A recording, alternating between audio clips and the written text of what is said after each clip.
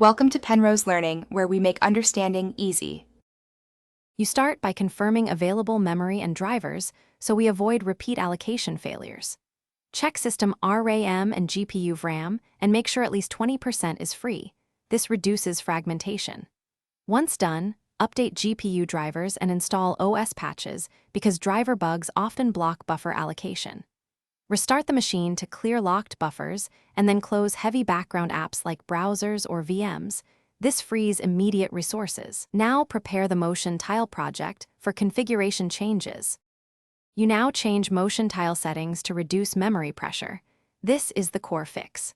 First, lower tile resolution to 1280 x 720 or smaller because fewer pixels means smaller buffers. Then reduce internal buffer count or switch to streaming buffers rather than keeping multiple full frames in memory. That prevents peaks. Also enable lower precision processing like FP16 if your GPU supports it. This halves memory per pixel.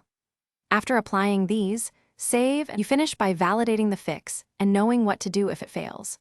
Run a short test render while watching memory in Task Manager or NVIDIA SMI. If usage stays below threshold, you succeeded. If the error persists, increase your system swap file or use software RAM emulation by adding 1 to 2 GB in app settings to absorb spikes.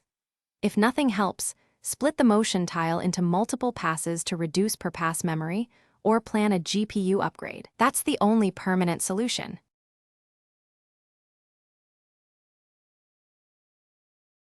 Thanks for watching. If this was helpful, leave a like and consider subscribing. See you next time.